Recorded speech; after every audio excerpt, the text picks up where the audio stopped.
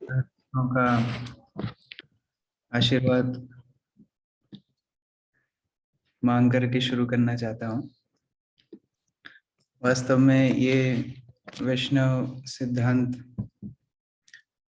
बहुत ही कठिन है। इवन योगी ज्ञानी बड़े बड़े शास्त्रज्ञ लोग भी वैष्णव सिद्धांत को समझने में असक्षम रहते हैं। लेकिन हमारे आचार्य बताते हैं कि केवल वैष्णव की कृपा से, वैष्णव के अनुग्रह से हम लोग वैष्णव सिद्धांत को समझ सकते हैं, अपना सकते हैं, अपने जीवन में पालन कर सकते हैं। अनेक अनेक समय हमारे शास्त्रों में, हमारे वैष्णव गान में, अलग अलग भक्तों की जीवनी में हम लोग देखते हैं कि कैसे वैष्णवों के अनुग्रह के ऊपर बहुत ज्यादा बल दिया गया है। जैसे चैतन्य चरितामृत में माधवेंद्रपुरी के संदर्भ में उनके दो शिष्यों के बारे में बताया गया है। कैसे ईश्वरपुरी ने जो माधवेंद्रपुरी की सेवा की, जिस तरह उन्होंने उनको खुश किया, उसके आधार पर ईश्वरपुरी प्रेम के सागर बन गए। और रामचंद्रपुरी जिस तरह माधवेंद्रपुरी के अंदर उन्होंने त्रुटि देखी, तो वो अपने पद से गिर करके एक निंदक बन गए। जो निंदा वो गुरु के अंदर ढूंढते थे, बाद में भगवान श्री चैतन्य महाप्रभु के अंदर भी ढूंढने लगे। तो उस तरह भक्तों के प्रति अपराध बढ़ के गुरु अपराध बनता है, बाद में फिर ईश्वर अपराध भी बन जाता है। तो उस तरह वैष्णव के अनुग्रह की बहुत ही ज्यादा महिमा है।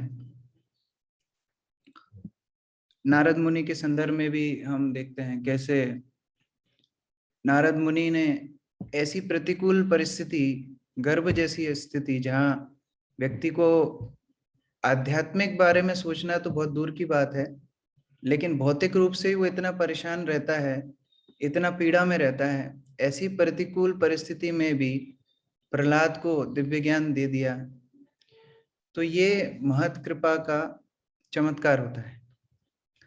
और इसके ठीक विपरीत अगर किसी व्यक्ति को भगवान का दर्शन भी हो जाए, तो भी अगर महत अनुग्रह नहीं रहता उसके ऊपर, तो वो अपनी सदगति तक नहीं पहुंच पाता, वो अपने आध्यात्मिक गंतव्य तक नहीं पहुंच पाता। मैं कल एक प्रवचन सुन रहा था तो उसमें बीच में इस तरह एक कथा आई, मुझे बहुत प्रेरणा दी उस कथा ने, तो मैं आपके साथ भी शेयर करना चाहता हूँ। वृंदावन में जब हमारे षट गोस्वामी रह रहे थे, भगवान की सेवा कर रहे थे, प्रचार कर रहे थे, तो उस समय पर गोपाल भट्ट गोस्वामी की बहुत ज्यादा महिमा ख्याति अलग अलग जगह पर फैल गई थी। तो दूर दूर से लोग आते थे गोपाल भट्ट गोस्वामी से शिक्षा लेने, उनकी सेवा करने, उनका सानिध्य प्राप्त करने।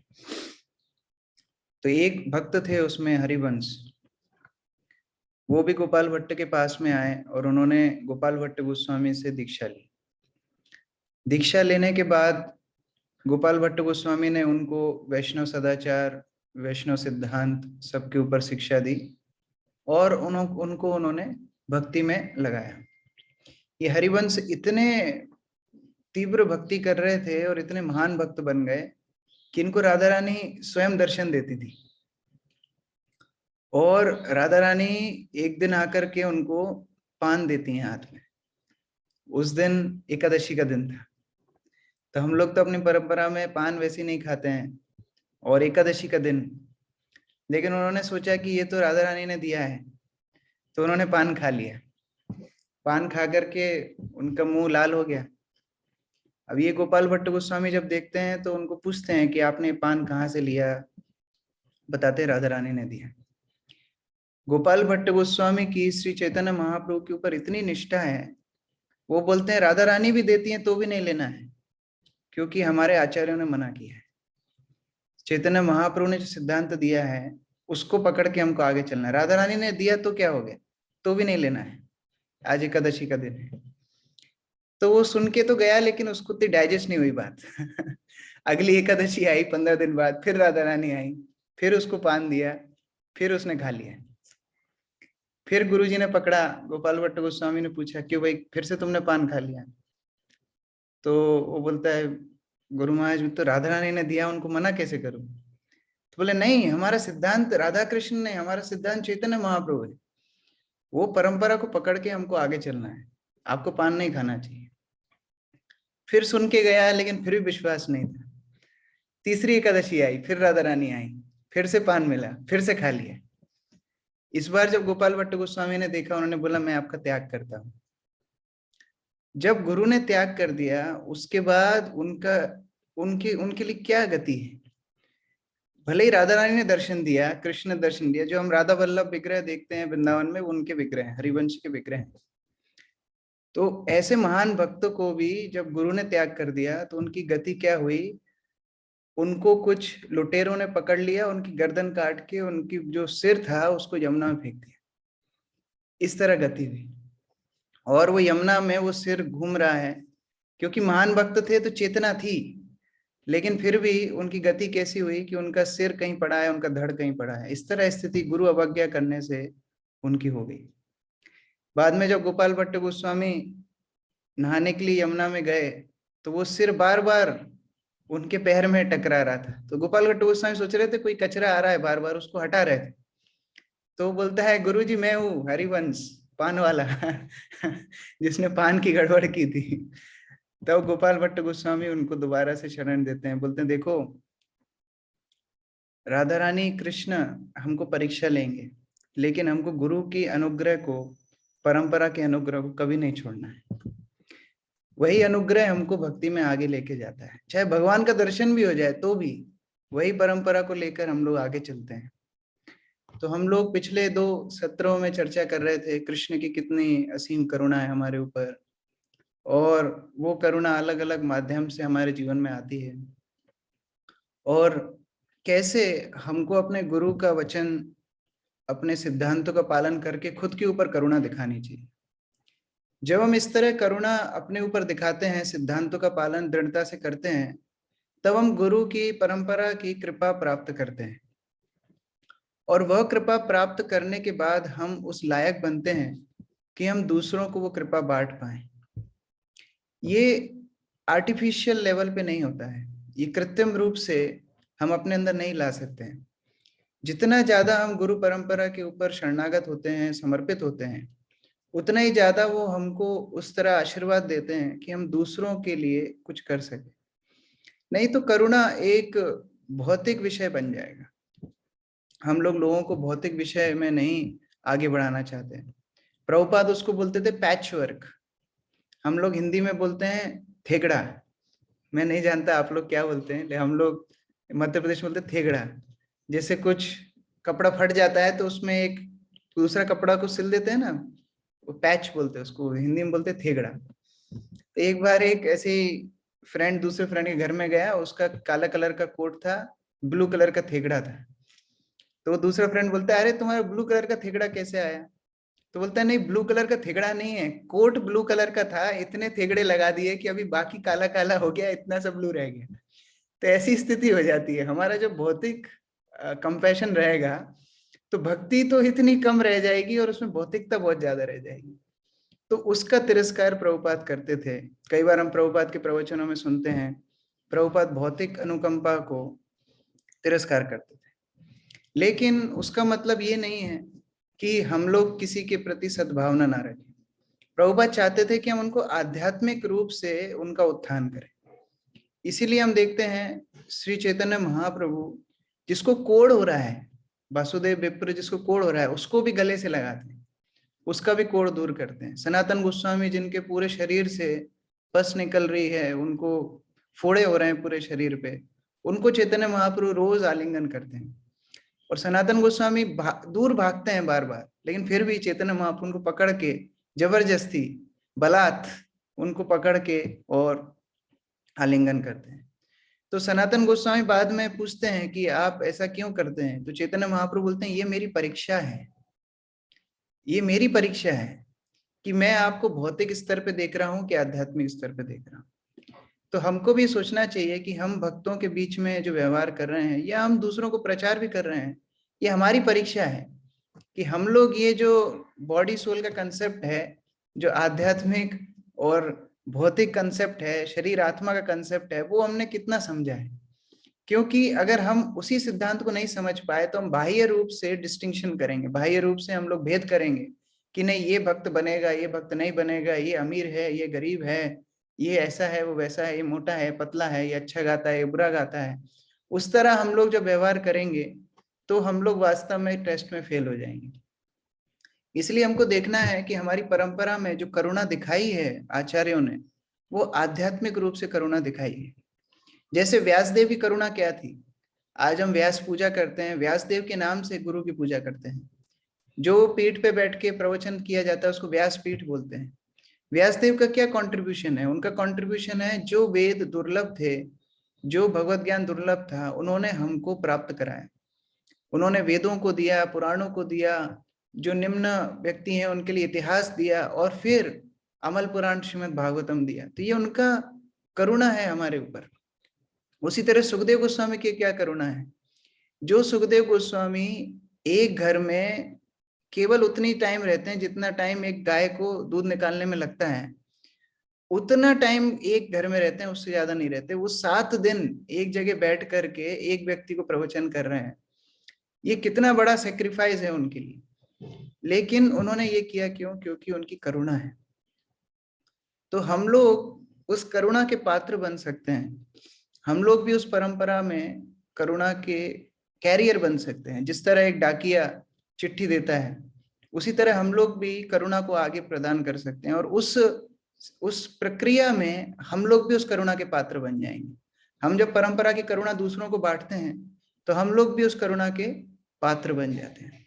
लेकिन हमें ध्यान रखना पड़ेगा कि हम जब दूसरों को वो करुणा दे रहे हैं, वो भगवत ज्ञान दे रहे हैं, तो हम इस तरह दें कि उनके लिए स्वीकार करना बहुत सहज बन जाए।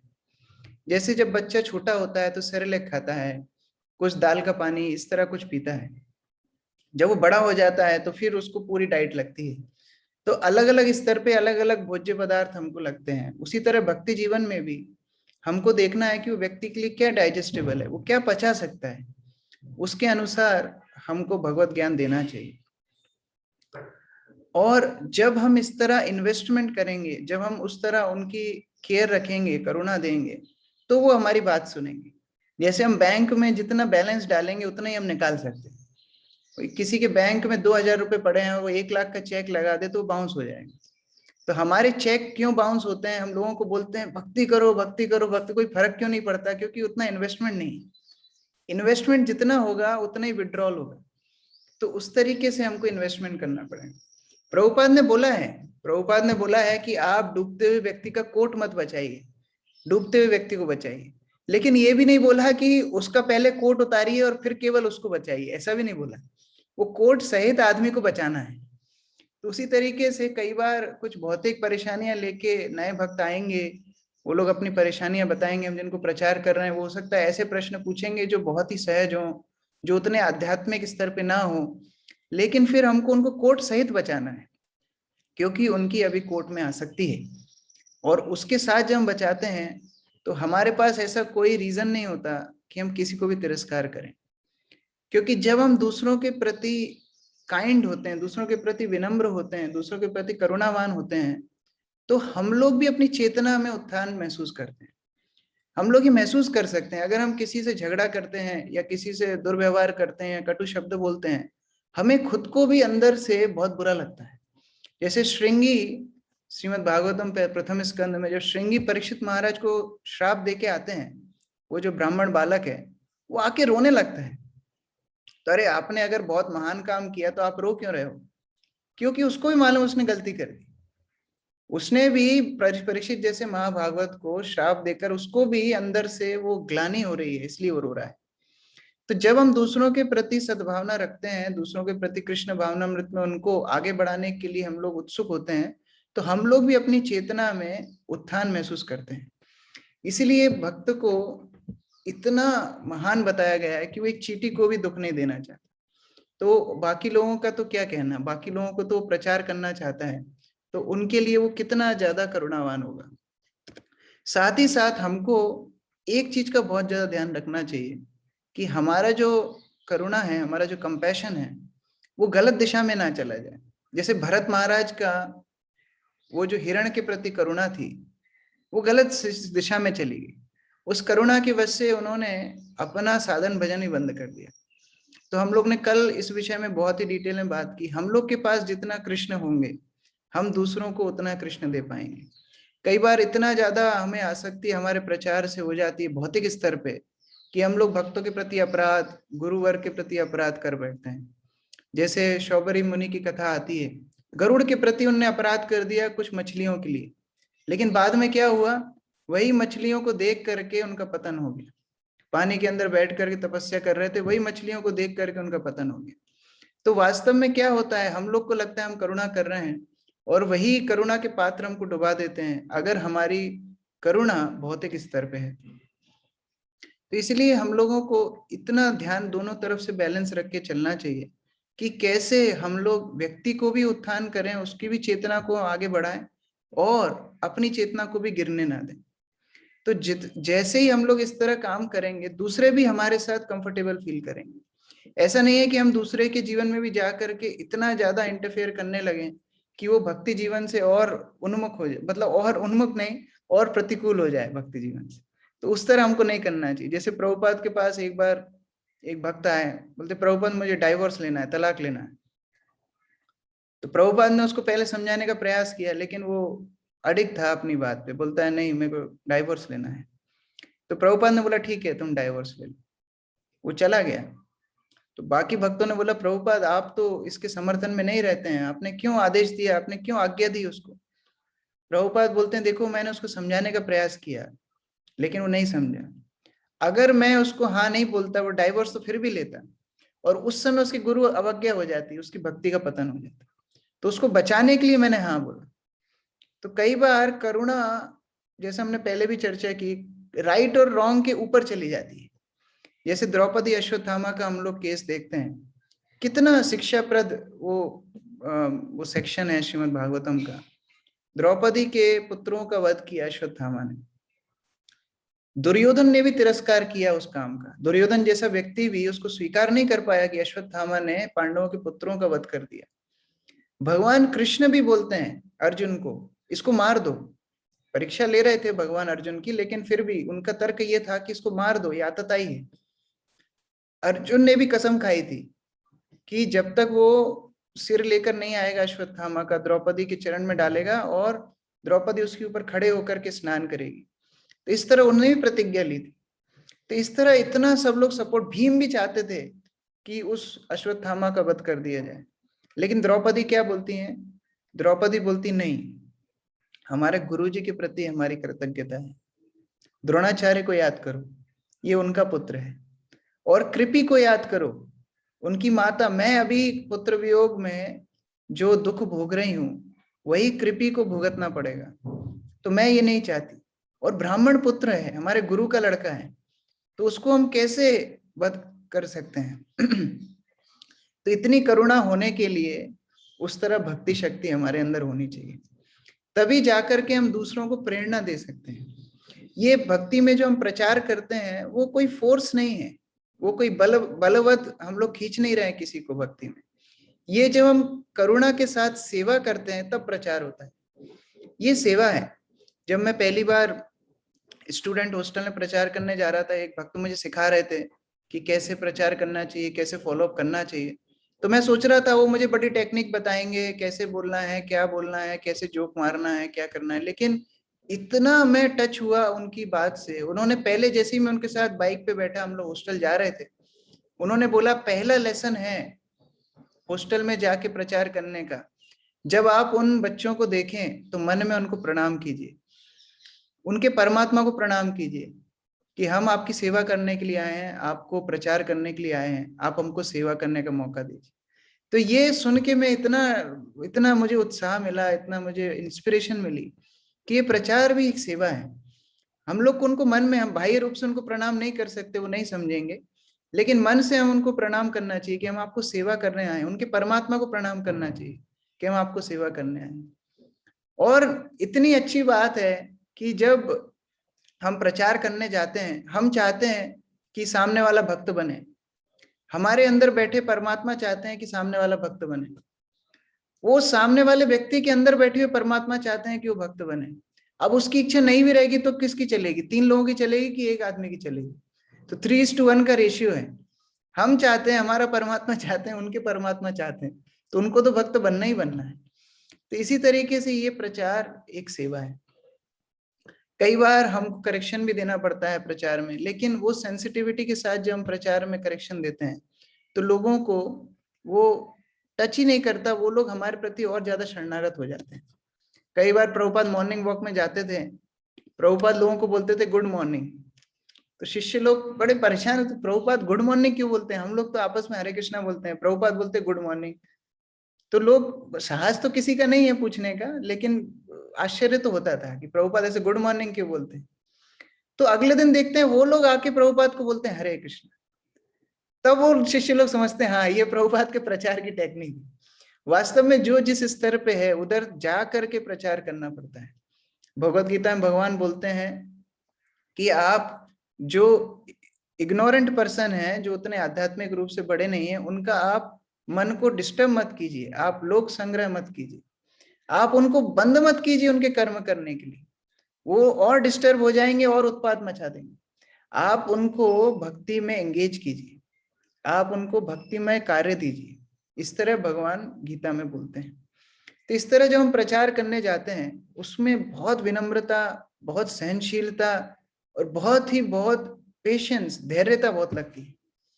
कई बार प्रचार में धैर्यता इतनी लगती है, इतनी विनम्रता लगती है कि हम इमेजिन भी नहीं कर सकते। मुझे ठीक तरह से याद नहीं है कि वो तमाल कृष्ण महाराज थे या गिरिराज महाराज, लेकिन मैंने सुना था कि जब वो लाइफ मेंबर बनाने जाते थे, कई बार उठ पटांग लोग मिलते थे, वो लोग अलग अलग कंडीशन रखते थे।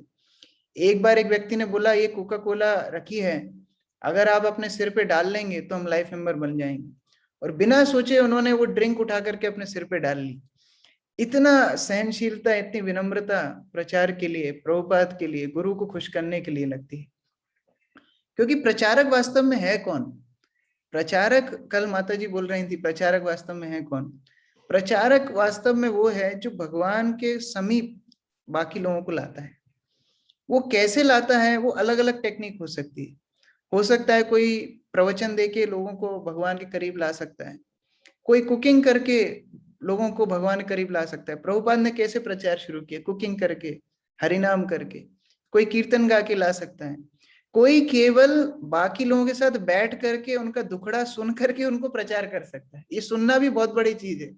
ये साइकेट्रिस्ट आजकल क्यों चल रहे हैं? केवल सुनते हैं, कोई सुनने वाला नहीं है, परिवार में भी कोई सुनने वाला नहीं है। जब थोड़ा व्यक्ति बूढ़ा हो जाता है, उसी कोई सुनना नहीं चाहता है। तो सुनने के लिए भी अगर हम तैयार हैं सामने वाले को, तो भी वो भक्त बन जाता है, हाँ ये मेरी सुनना चाहते हैं।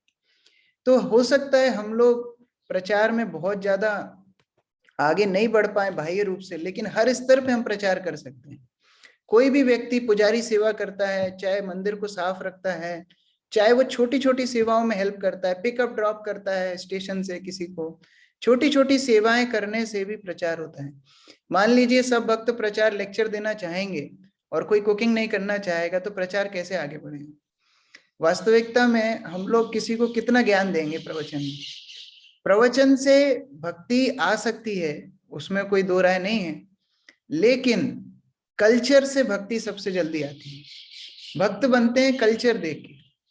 जब वो देखते हैं वैष्णव समाज में कितनी प्रगाढ़ प्रेम के संबंध हैं, आपस में कितनी सुंदर उनकी डीलिंग्स हैं, कितने सुंदर तरीके से वो लोग मिलके प्रसाद बनाते हैं, भगवान को भोग लगाते हैं, एक साथ बैठ कर खाते हैं, और जो सीनियर भक्त हैं पहले परोसते हैं, जूनियरों को खिलाते हैं, और ज्यादा खिलाते हैं, 4 बार पूछते हैं आप खुश हुए कि नहीं, आपने प्रसाद लिया कि नहीं।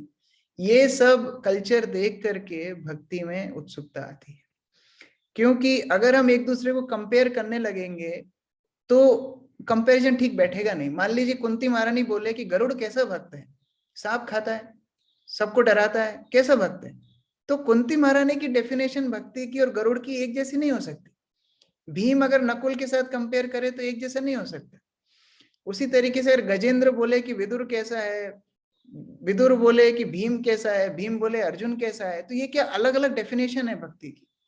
सभी लोग भगवान को अलग अलग स्तर पे प्रसन्न कर रहे हैं। जैसे हम महाप्रसाद की प्लेट में अगर करेला बोले पकोड़े से, कि आपकी क्या जरूरत है, तो वो मजा नहीं आएगा। मतलब करेले का अपना एक रोल है, पकोड़े का अपना एक रोल है, चटनी का अपना एक रोल है, स्वीट का अपना एक रोल है, सबका अपना अपना रोल है। और कोई ये नहीं बोल सकता कि ये कम है या वो ज्यादा है। भगवान का फेवरेट तो करेला है, हमारा हो चाहे नहीं हो। हम लोग थोड़ी करेले को बोलेंगे तुम कैसे हो, कड़वे हो। भगवान को प्रिय है। तो उसी तरीके से हम आपस में अगर स्पर्धा करेंगे भौतिक स्तर पे, तो वो भगवान को उतनी अच्छी नहीं लगती, और हम अपने आप का ही मजाक उड़ा लेते हैं।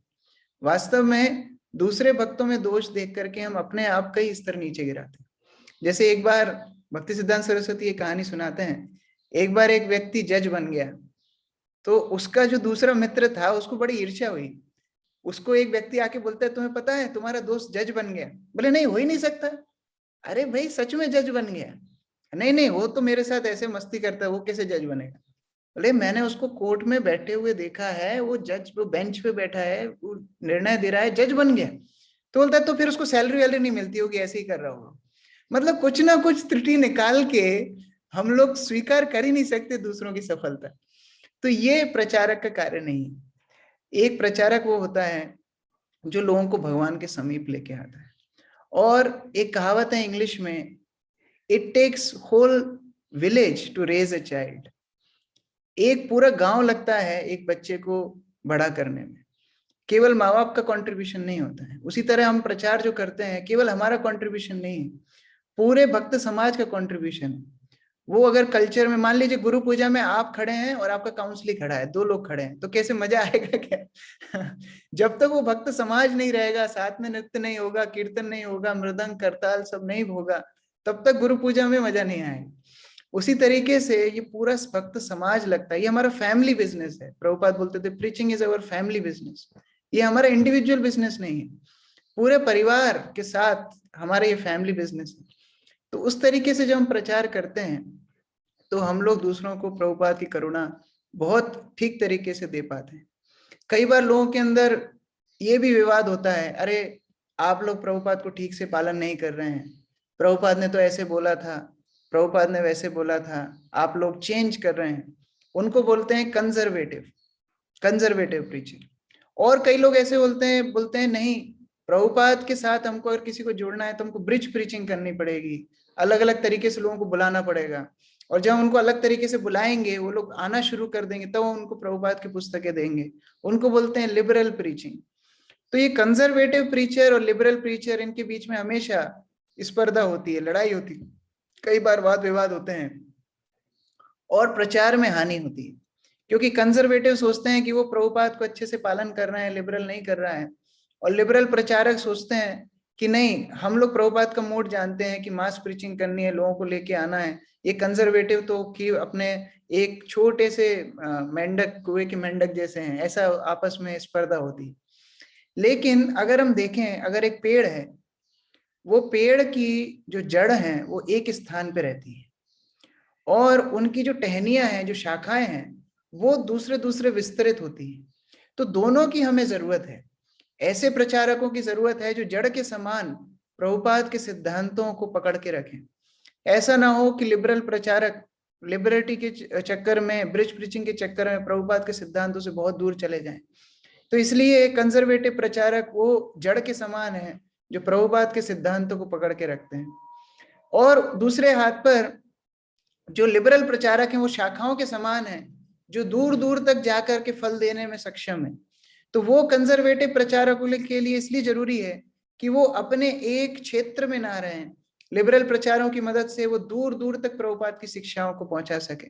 तो दोनों की जरूरत है। ये प्रचार मतलब है कृष्ण को दूसरों को देना। तो ये हम लोग एक ही सिद्धांत को पकड़ के नहीं चल सकते कि ऐसे ही प्रचार होता है। प्रचार बहुत तरह से होता है। रशिया में जो प्रचार शुरू हुआ, अनंत शांति प्रभु ने प्रचार किया, प्रभुपाद 3 दिन गए, उनको प्रचार करके आए, एक भक्त को दीक्षा दे के आए। ना उनके पास पुस्तक थी, ना करताल थी, ना कोई माइक सिस्टम करताल कीर्तन करने का सुयोग था। और उस कम्युनिस्ट गवर्नमेंट में प्रचार करने के लिए उन्होंने एक ही तरीका उनको लगा कि प्रभुपाद ने बोला है लोगों को भगवत प्रसाद देना चाहिए। अब प्रसाद भी कुकिंग कैसे करेंगे अकेले? तो वो फूल खरीदते थे, भगवान को अर्पित करते थे, और वो फूल को ले जाकर के लोगों को बांटते थे। बोलते हैं आज मेरा जन्मदिन है, और जन्मदिन बोल करके लोगों को फूल बांटते थे। वो फूल बांटने से लोग वो प्रसादी फूल सूंघते थे, उनकी भक्ति सुकृति बढ़ती थी और उनके साथ संबंध बना करके उनको प्रचार करते थे। तो हम लोग कभी भी ये नहीं सोच सकते कि एक यही तरीका है प्रचार का, हर व्यक्ति अपने लेवल पे प्रचार कर सकता है। प्रभुपाद वो श्याम सुंदर प्रभु की छोटी बच्ची सरस्वती की भी सराहना करते थे, कह रहे वो भी प्रचारक है, क्योंकि वो लोगों को बताती थी आपको पता है भगवान कौन है? नहीं पता, भगवान कृष्ण है। बस इतना बोलना भी प्रचार है। तो हर स्तर पे व्यक्ति प्रचार कर सकता है। और जब हम ये प्रचार करते हैं तो हम गुरु परंपरा श्री चैतन्य महाप्रभु के बहुत प्रिय बन जाते हैं। एक बार राधे श्याम प्रभु और गौरांग प्रभु दोनों मायापुर में पंचतत्व के सामने खड़े थे। तो दोनों आपस में डिस्कशन कर रहे थे। तो गौरांग प्रभु ने राधे श्याम प्रभु से पूछा कि कृष्ण ज्यादा दयालु हैं कि पंचतत्व ज्यादा दयालु हैं? तो राधे श्याम प्रभु ने बोला भाई अभी तक तो हमें यही पता है नमो महावदन्याय चैतन्य महाप्रभु ज्यादा दयालु हैं। गौरांग प्रभु बोलते हैं गलत। बोले कृष्ण तो अपनी भक्ति करने के लिए बोलते हैं मन मना मद भक्तो मद्याजीव नमस्कुरु, लेकिन ये भगवान कितने डिमांडिंग हैं। ये बोलते हैं जा रे देखो तारे कहो कृष्ण उपदेश आमार आज्ञा गुरु हुई है तारो ही देश। इनका मिशन ज्यादा खतरनाक है। कृष्ण तो बोल रहे हैं अपनी भक्ति करो रूम में बैठ करके, कोई दिक्कत नहीं है। और दूसरा बोल रहे हैं कृष्ण भगवत गीता में बोल रहे हैं जो तपस्वी नहीं है, जो ईर्ष्यालु हैं, जो मेरे भक्त नहीं है, उनको मेरी गीता का ज्ञान मत देना। लेकिन ये दूसरा ही बोल रहे हैं, ये बोल रहे नहीं जाओ जा रहे देखो तारे कहो कृष्ण उपदेश। और इतना ही नहीं, जा रहे देखो तारे कहो मतलब अपनी लोकेलिटी में नहीं, पृथ्वी ते आचे जत नगर आदि ग्राम, ट्रैवल कर करके दुनिया में जा जा करके सब जगह मेरे नाम का प्रचार करो। तो प्रभुपाद बोलते थे नो प्रीचिंग नो बॉदरेशन। कोई प्रचार अगर नहीं करता उसको कोई टेंशन ही नहीं है, बैठेगा सोचेगा मैं बहुत मुक्त आत्मा हूँ। लेकिन प्रभुपाद बोलते थे दैट इज लाइक स्लीपिंग, वो केवल सो रहा है। भक्ति सिद्धांत सरस्वती ठाकुर क्या बोलते थे, प्राण आछे जार से तो प्रचार, जिसके अंदर प्राण है वो प्रचार कर सकता है। अब प्रचार वो घर में बैठ के कर रहा है, वो कुछ चीजें आर्टिकल लिख रहा है, वो जूम पे क्लास दे रहा है, या वो बाहर जाकर लोगों को लाइफ मेंबर बना रहा है, डोनेशन कलेक्शन कर रहा है, पुस्तक वितरण कर रहा है, भक्ति वृक्ष प्रोग्राम कर रहा है, वो अपने अपने स्तर पे अपनी अपनी एबिलिटी के हिसाब से लोग कर सकते हैं। लेकिन हम भगवान के प्रिय बनते हैं ये प्रचार कार्य से। मैं जब गुरु महाराज के साथ बहुत नया ही था, मतलब सेवा में नहीं था, तो एक बार ऐसे ही गुरु महाराज जब पूछ रहे थे घर के बारे में तो मैं बता रहा था उनको। तो मेरी सिस्टर के बारे में गुरु महाराज ने पूछा कि तुम्हारी सिस्टर क्या करती है, तो मेरे मुंह से निकल गया कि she is not that involve, कि वो इतना इन्वॉल्व नहीं है भक्ति में। तो गुरु महाराज तुरंत वो प्रसाद ले रहे थे, प्रसाद लेते लेते ऊपर उठ के बोलते हैं how much you are involve, बोलते तुम कितने इन्वॉल्व हो। तो मैं अपनी गलती समझ में आई, मैंने कहा अगर मैं दूसरों के लिए बोल रहा हूँ कि अरे वो इतने इन्वॉल्व नहीं है, मैं कितना इन्वॉल्व हूँ। वास्तव में खुद की 16 माला करना, खुद का केवल भागवत पढ़ना, यही भक्ति में इन्वॉल्वमेंट नहीं है। गुरु महाराज बोलते थे ये 50% है, 50% है दूसरों को जाके कृष्ण भक्ति देना। तो जब हम इस तरह कृष्ण भक्ति देने का प्रयास करते हैं तो प्रभुपाद हमको उतना सामर्थ्य देते हैं। देखिए ये संसार में बहुत सारे लोग हैं जिनके पास खाना नहीं है, लेकिन अधिकांश लोग ऐसे भी हैं जिनको खाने की जरूरत नहीं है। बहुत सारे ऐसे लोग हैं जिनके पास कपड़े नहीं है, लेकिन बहुत सारे ऐसे भी लोग हैं जिनको कपड़ों की जरूरत नहीं है। लेकिन हर एक व्यक्ति को इस दुनिया में कृष्ण भावनामृत की जरूरत है। तो किस चीज की ज्यादा अर्जेंसी है? रोटी कपड़ा मकान बहुत लोगों के पास है, बहुत लोगों के पास नहीं है, लेकिन कृष्ण भावनामृत सबको जरूरत है। इसलिए भक्ति सिद्धांत सरस्वती ने बोला था प्रभुपाद को कि सबसे ज्यादा महत्वपूर्ण चीज है, देश को मुक्त कराने से भी ज्यादा महत्वपूर्ण है प्रचार करना। और यही वास्तविक गुरु दक्षिणा होती है। प्रभुपाद ने जब पहली इनिशिएशन सेरेमनी रखी थी न्यूयॉर्क में, सतस्वरूप महाराज और बहुत सारे भक्तों की दीक्षा हुई थी, तो उसके बाद में प्रभुपाद ने बोला था कि अब मैंने जो तुमको दिया है ये तुम दूसरों को बांटो, ये प्रचार ही आपकी गुरु दक्षिणा है। तो तब वो पहली बार सुन रहे थे कि अरे गुरु दक्षिणा भी देनी पड़ती है क्या। ये आध्यात्मिक ज्ञान जो प्रभुपाद दे रहे थे, जो गुलाब जामुन खिला रहे थे, इसकी फीस भी थी क्या, ये बाद में पता पड़ा था। तो फीस यही थी कि गुरु दक्षिणा है बाहर जाकर के प्रचार करना। ये वास्तविकता में करुणा है। और अगर हम ये नहीं करेंगे तो ऐसा नहीं है कि करुणा करुणा हम नहीं कर रहे हैं तो ठीक है, कम से कम अपनी भक्ति तो कर रहे हैं, नहीं। प्रभुपाद बोल रहे थे हम हिंसा कर रहे हैं। प्रभुपाद बोलते थे अगर किसी को हम प्रचार नहीं कर रहे तो हम हिंसा कर रहे हैं, हम वायलेंट हैं। क्योंकि मान लीजिए एक घर में आग लग गई और वो घर में सब लोग फंसे हुए हैं और हमको रास्ता मिल गया है बाहर निकलने का और हम चुपचाप बाहर निकल जाएं, इसका मतलब क्या है? इसका मतलब है हम बाकी लोगों को वहां पर जल के राख होने के लिए छोड़ना चाहते हैं। तो ये हिंसा है। प्रभुपाद बोलते थे कि अहिंसा मतलब है कृष्ण भक्ति का प्रचार करना। जितना हम कृष्ण भक्ति में प्रचार करेंगे, वास्तविकता में हम अहिंसा का पालन कर रहे हैं। नहीं तो ये हिंसा है। हम लोग लोगों को तड़पने के लिए, जलने के लिए छोड़ रहे हैं संसार में। हमको रास्ता मिल गया बाहर निकलने का, हम दूसरों को नहीं दे रहे, तो ये हिंसा है। प्रभुपाद झांसी में प्रवचन दे रहे थे, बोल रहे थे कि भारतीय सरकार वास्तव में हिंसा कर रही है लोगों की। तो लोग डर गए, ये प्रभुपाद माइक पे क्या बोल रहा है, भारतीय सरकार हिंसा कर रही है। भारतीय सरकार हिंसा कर रही है कैसे? कि कृष्ण भक्ति का प्रचार नहीं करने दे रही, कृष्ण भक्ति का प्रचार खुद नहीं कर रही है। ये बर्थ राइट है, ये जन्म सिद्ध अधिकार है कृष्ण भावनामृत। अगर हम लोगों से उसको छीन रहे हैं या नहीं दे रहे हैं, तो ये वास्तव में हम उनके प्रति हिंसा कर रहे हैं। तो हम लोग अपने आचार्यों को देख सकते हैं, गोस्वामियों ने हमें धाम दिए, लिटरेचर्स दी, मंदिर दिए, विग्रह दिए। वासुदेव दत्त जैसे आचार्य चैतन्य महाप्रभु प्रार्थना कर रहे हैं कि आप सारे जीवात्माओं का पाप मुझे दे दीजिए, और जीवेर पाप लइया मोई करूं नरक भोग, मुझे नरक में भेज दीजिए सबके पाप लेके। सारी जीवात्माओं के पाप आप मुझे दे दीजिए, उनको अपने साथ आप भगवत धाम ले जाइए, और मैं नरक में जाने के लिए रेडी हूं उनके लिए। तो उस तरह आचार्यों का करुणा हमारे ऊपर होती है। तो हम लोग जब धाम में जाते हैं, हम लोग जब शास्त्र पढ़ते हैं, हम लोग जब हरिनाम करते हैं, तो हमें स्वार्थ भावना से नहीं करना चाहिए। जैसे हम धाम जाते हैं तो हम क्या अपेक्षा करते हैं कि राधा रानी हमें भी आके पान देंगी, कि राधा रानी हमारे ऊपर भी घूंघट करके छाया देंगी।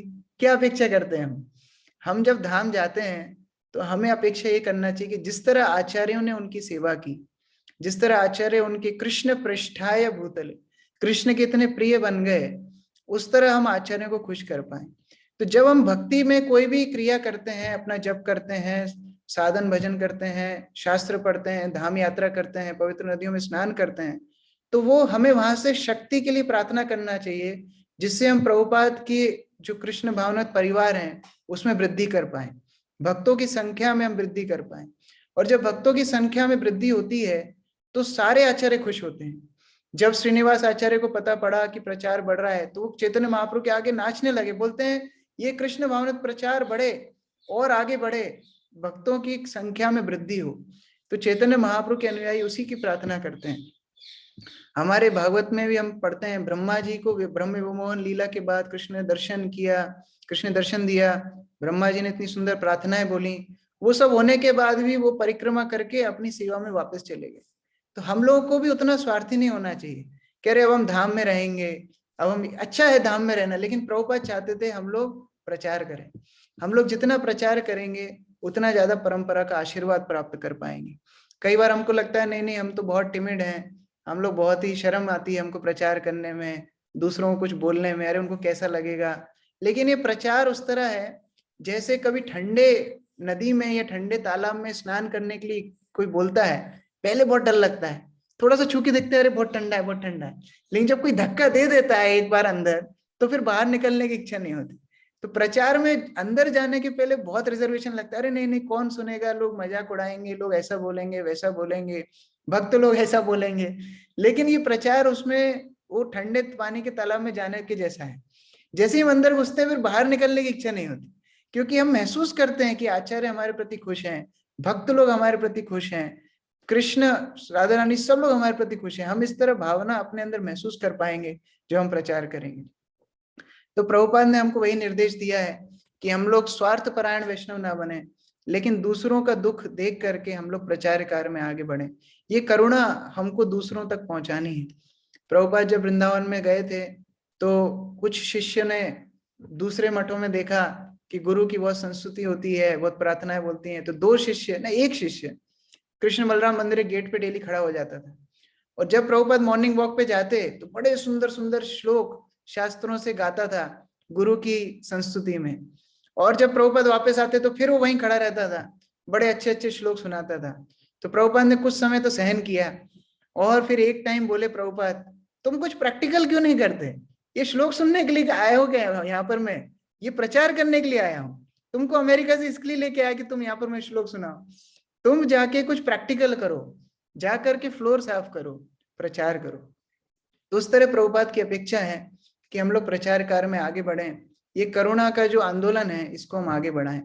हमें अभी कोई जल्दी नहीं है कि हम लोग बैठ करके भजनानंदी बने, उसकी कोई जल्दी नहीं है। तमाल कृष्ण महाराज ने प्रभुपाद से पूछा था कि प्रभुपाद हम लोग को किस एज में आकर के सब कुछ छोड़ के भजन करना चाहिए, किस एज में आकर के? तो प्रभुपाद ने बोला सर्विस नाउ समाधि लेटर, जब तुम बूढ़े हो जाओगे तो वृंदावन जाके भजन करना। और जहां तक मेरा सवाल है, मैं तो अभी तक जवान हूँ। प्रभुपाद थे 75 साल के। प्रभुपाद बोलते जहां तक मेरा सवाल है, मैं तो अभी जवान हूँ, जब बूढ़े हो जाओगे जब वृंदावन जाना। तो तमाल कृष्ण महाराज को संकेत मिल गया कि क्या करना है, जीवन पर्यंत ये जो करुणा का आंदोलन है इसको आगे बढ़ाना है। श्री चैतन्य महाप्रभु नित्यानंद प्रभु ने वही सिखाया है, हमारे आचार्यों ने वही सिखाया है, प्रभुपाद ने वही सिखाया है, हमारे गुरु वर्ग वही कर रहे हैं। 40-50 साल से प्रभुपाद के मिशन में वो लगातार सारे गुरु वर्ग एक जगह पर बैठ के नहीं रहे, वो लोग प्रचार कार्य में लगे रहे। कैसे ना कैसे श्री चैतन्य महाप्रभु की वाणी को कैसे आगे बढ़ाना है, उनका एक ही थॉट था, कैसे प्रभुपाद के मिशन को आगे बढ़ाना है।